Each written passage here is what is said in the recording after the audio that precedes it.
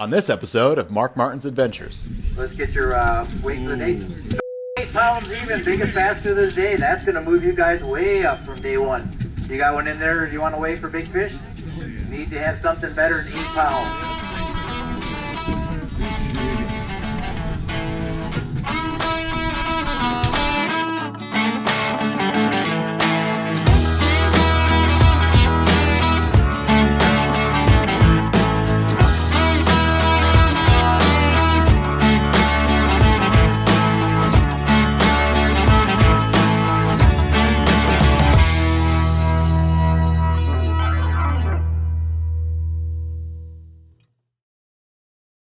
Looking for free outdoor family fun this summer? Join Sportsmen for Youth for our annual Youth Day at the Muskegon County Fairgrounds, the first Saturday after Labor Day. Don't miss out on this free event for the whole family. Kids will have fun fishing in the trout pond, learning hunter safety, spending time outdoors, participating in fire safety demonstrations, and more. Kids 17 and under get lunch, games, prizes, and everything else all for free. Visit sportsmanforyouth.com for more information.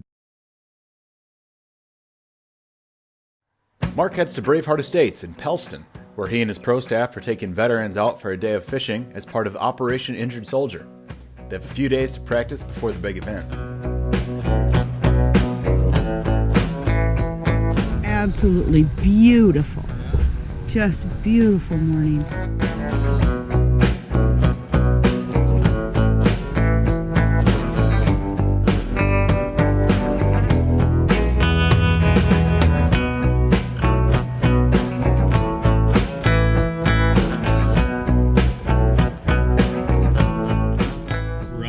Lake practicing. Got my friend and outdoor raider right here, Bill Simeon.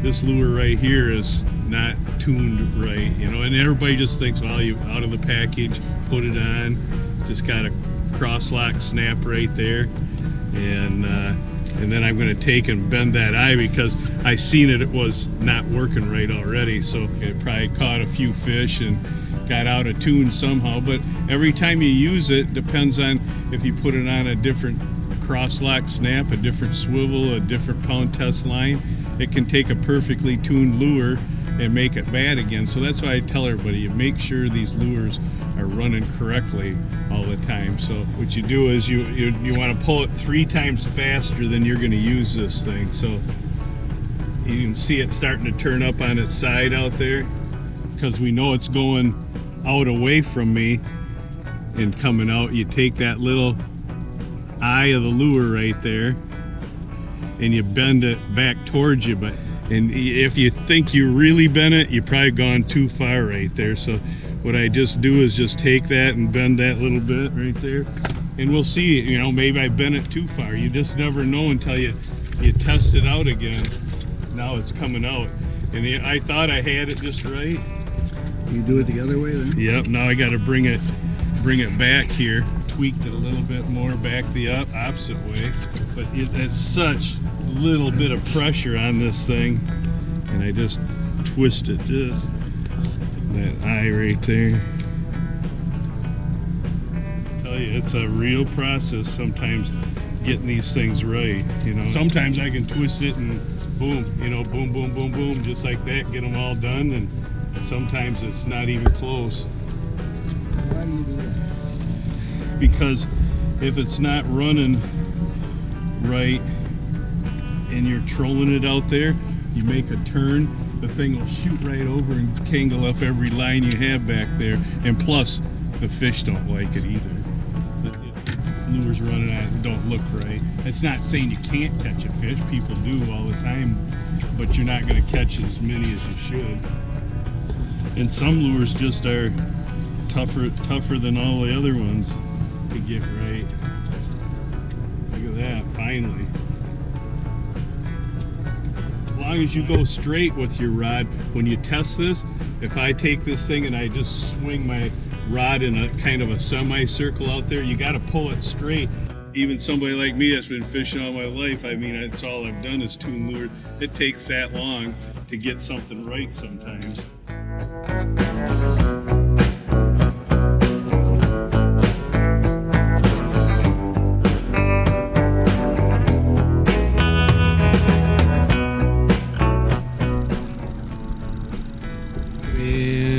one nice thing about these church boards right here. They're easy to get off and on. Woke us up, yeah. Okay, now get this board back on. You just kind of clip it right on like a clothespin here. Just put it right in there, and then you just put it in the slot, pull the pin on these little TX6 church boards, and what it does is get the bait out to the side of the boat. That way you can run multiple lines and stay out of the way of everything, of all the other lines. Well, I think we got one on right there, Bill, on the back dead rod right there. There, yeah, not a big one, but hey, we got to start somewhere, don't we? Sure. There you go. Actually, he feels okay. Bring him right to me, Bill. Oh, There you go. Oh, we got a keeper. All right. Yeah, that's right. There we go. Let's see it here. A teamwork. Who got it? All right.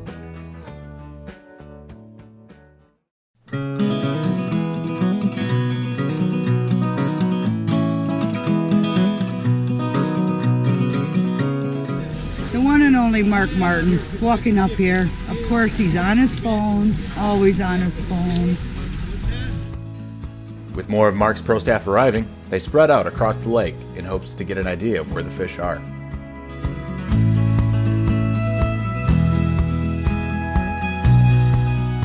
Well, this morning we're here fishing on Burt Lake, and we're here supporting Mark Martin and event he's got scheduled for the veterans.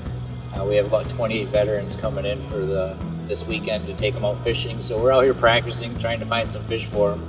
This morning we're starting out doing a little walleye fishing. We're running some crankbaits, a little bit of mix of Berkeley flicker shads, some storm hottentots, and some small Rapala number 10 husky jerks on some of the down rods here. Fishing's been a little slow, but we got about 12 boats out here fishing all over the lake. We're fishing shallow from 22 feet of water all the way out to clear 50 foot of water. So fish are going to get caught here and there, but there hasn't seemed to be any pattern that sets up yet. But it's a beautiful morning to be on the lake, and we're going to see what we can put together, and we'll know more at the end of the day. I think it's bending like it's got some big thing on it right there. The Saginaw Bay Walleye Club presents the 2018 Michigan Walleye Tour. Registration is open for the August 10th and 11th Sault Ste. Marie tournament.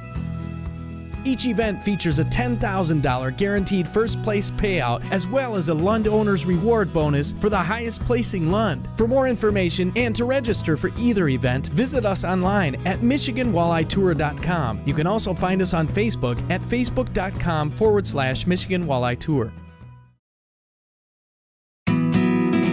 Mark and his pro staff's hard work starts to pay off.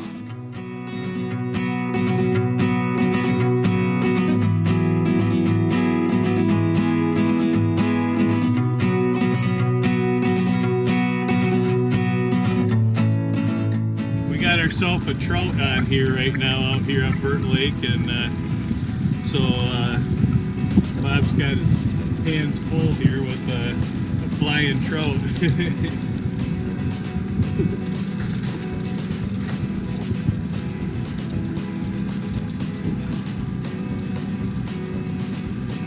Here we go. The board is off. It did not seem like all that good a fish when I saw it jump, but it It's pretty good size. I seen it when it jumped. It's not bad. Yep, surfing them. Okay. Got the bass fisherman in me there. Okay, hold the rod up and get him going that way. Otherwise, he's going to come right into this. Just did. We got to. Yeah, as long as you get him up and going. Yeah, there you go. You got him going. Now you got him coming the right way. Hey, rainbow. Look at that. That was a good one there, Bob. That was on that same that was my color. Yep. There we go. Nice fish. Smile, Mark. I'm supposed to be happy about this. Yeah, I just put a death grip on him because I could feel him wanting lot to skewer me here.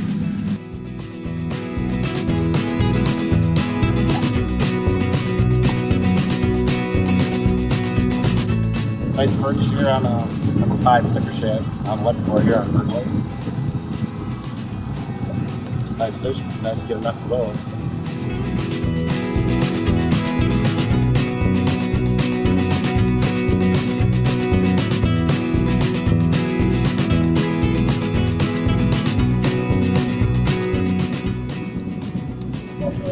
Love that. Trout fishing in the fall.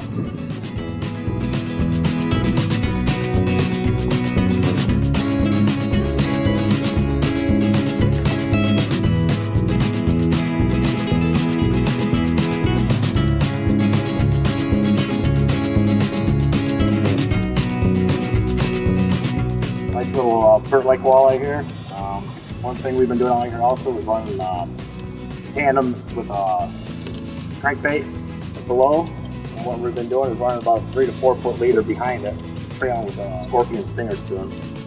That's trailing right behind the crankbait, and what's doing is giving us another extra lure down there, another presentation for the fish to hopefully find that they're liking. And this one took it within a couple minutes. The board was set, and voila.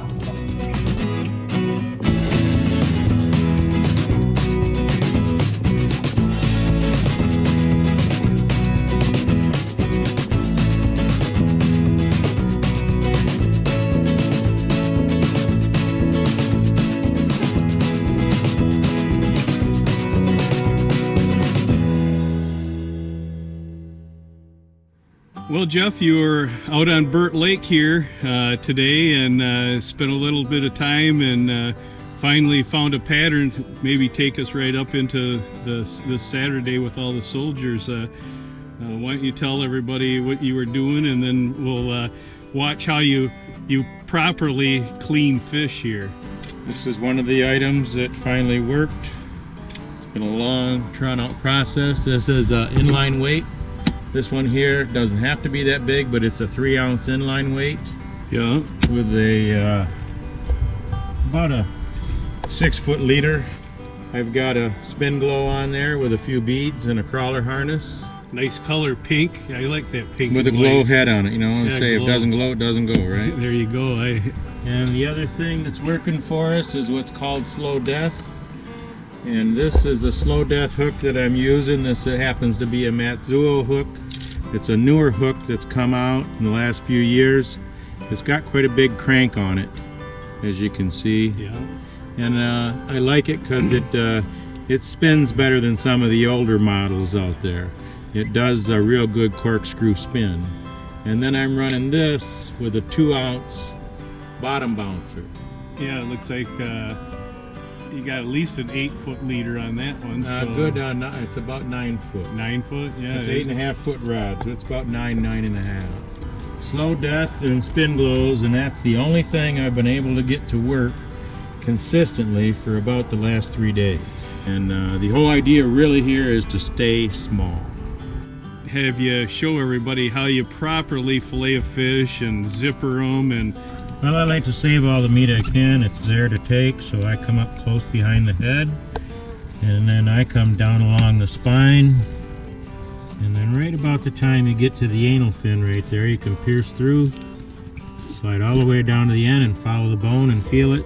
Now this one's full of blood because he died in the tank, and so I'm cutting over the lateral bones, and then I'll be over the ribs. And those little short lateral bones will be in the meat there, right where the vein is, down the side of the center of the fillet. Now, there's not much here that I'm going to waste. If you notice, there's not really much on that bone right there. I pretty well got her to the bone. One other thing, when they get to be this size or larger, there are cheeks in here that you can harvest, and they're kind of like lobster. I mean, they're chewy. They're not soft like the rest compared to the rest of the meat of the fish. Kind of muscly. Very, very more tough. And you can just get them, leave the skin attached, and you pop them right off there with your finger, and there it is. Little medallions, they're great for making chowder with or just frying up. They're delicious. Now I use a bigger knife because I can apply the pressure to the fillet and control the blade much better. That's what's nice about this bigger blade. It's stiffer, and I don't have to worry about it lifting and floating under that fillet like if I used that smaller knife it would. And in a place like this where it's relatively clean water, you can see that mud vein there isn't very thick. No, not much. You know, there isn't any dark meat there. It's because the water's not highly contaminated and really dirty like in some places. In some places there'd be a red vein down the side of this fish, 1/8 of an inch thick. But you can see there's no real red meat hardly on these fish. When you get them out of clean water, you get in really polluted water and you'll see a real dark, the meat. What happens is these fish, they say, secrete a lot of their contaminants from their bodies through their skin. Yeah, that's why you want to take the skin off when you get into these bigger predators, and really, you know, people that are worried about mercury, pesticides and everything, they should be watching real closely how Jeff's doing this, because this is one of the big pieces of the fish that holds the contamination right here. Well, because this is your fatty layer right here. Yeah, that's where it's at. Yeah. And it's in that dark red meat. So Yeah. we've eliminated that, and there we go. You want to show them how you zipper them by doing the, you know, taking the little pin bones out of the center of the lateral line right here. I could probably get them started here. And see if I can rip them. But if you give it a little nick there, that doesn't hurt any. You know, no, I mean, they get you going. Get you going. But if you just work that with your fingers, there you go. Just pull it. It'll pull and it'll zip right out of here. This piece of meat, and those lateral bones will come out with it. I start right at the other end, at the tail end, and I go down over that, and they'll pull it right off a lot of times. But a lot of people got different ways they do it. And I commonly just slice them out oftentimes because I know where it's at, so it's just as easy for me to cut it out. But, yeah, because they only go there. It is. That's what you get. The bones are in there. You see that dark meat. There's really little waste there at all. The bones are kind of right And fingers. the bones are right there. Every little ridge you see right there is a bone. Every one of those. Every 1/8 inch there or so is a bone. And there's really little waste. That just makes it nice for kids and everybody, and there's no bones in that. And right. So it's easier for me to just slice them out. I know where they are. Right, you know where they are. I know where they are, so right down the middle. Just right down the middle, and if you hit them with a knife, you'll feel it. Yep. And if you went too far, like I said, you'll feel it. And right here, I've already zipped it right from here back in the tail. There are none. Right. And all there is that little strip of meat I took out, and those bones are right in there. Right down the. Some people even eat. They call it shrimp. Those two little fins down there below where you made that one cut. You know, I've seen guys take that. You know, there's a lot of different parts on these things that people really eat. I mean, there probably isn't anything you can eat on these things, but you know. Yeah, a lot of people take this right here. Yeah, that little shrimp thing they call it, and that. There's actually quite a bit of meat there. If you look right there, there's quite a bit of meat right there. And so a lot of people do cut this out right here like this. I've seen it, and I haven't done it personally, but this is what it looks like when they do this. Cut up into there. Yeah. I think I can get this other side probably right from here. Yeah, right there. There's a little bit of a bone there. You got her. Yeah, pretty much right there, and you can see how much meat is there. There's quite a chunk. Yeah, it is, and they use the two little deep fry that, batter it up, and they call it shrimp because those little fins sticking out of there, and then they use that as a handle and chew the meat off like a chicken leg almost. Yep, so there you go. Yeah, you can use that too if you want to. Yeah, you got shrimp, you got the cheeks, you got the fillets on the side. You know, it's not much gets wasted on a walleye. So the more stuff you learn how to take off of these fish and how to properly, you know, dress these fish out and clean them and get them bled out, the more appetizing you're going to have table fare.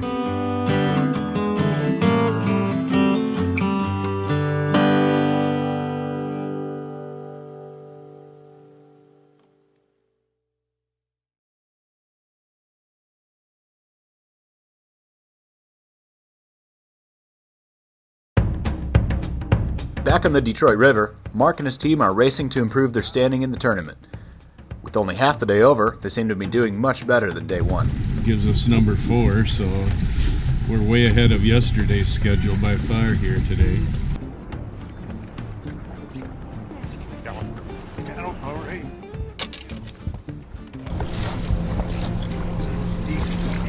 Ooh, that's a nice one.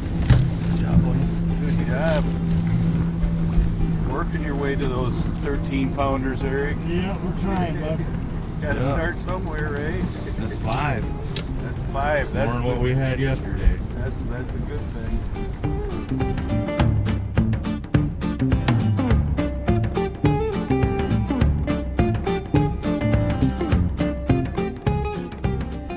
I got him.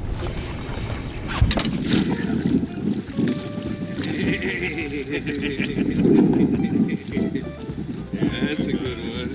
Yep, there's a good upgrade right there. It's not going to be releasable, just oh yeah, that's We got from here to there. big It's a good upgrade.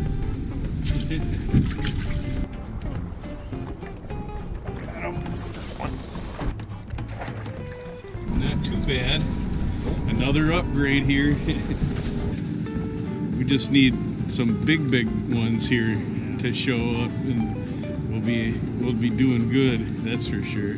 So hopefully we can get a few more big hits here. We got plenty of time today. We're not struggling like we were yesterday, just hoping to get fish. Now we got fish.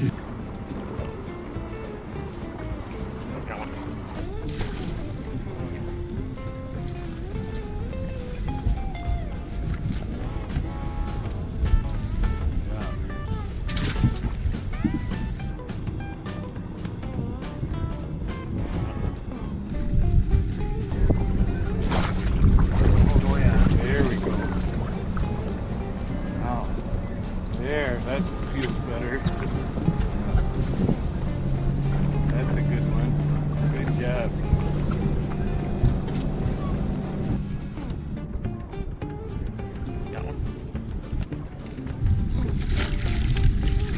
Yeah. There's another little upgrade.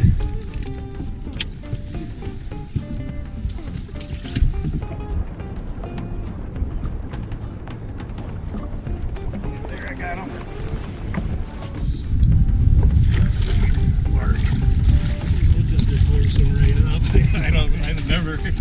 I realize. Mark, that's a good one.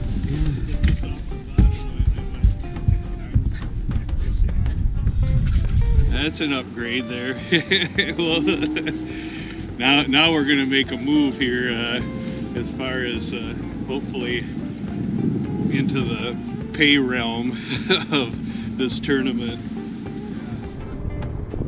Oh, yeah. Oh yeah.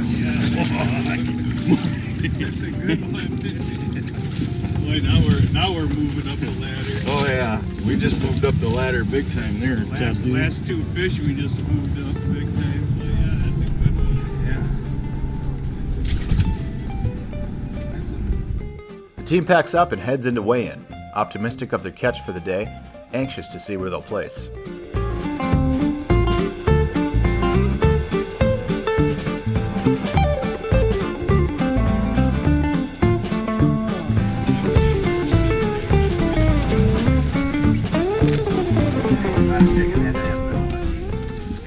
Let's get your weight for the day.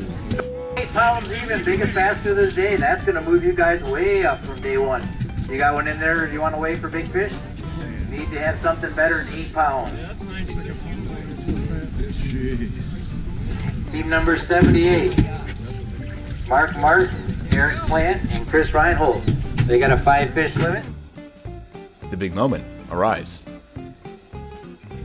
27.98 pounds. Big jump from yesterday, that's for sure.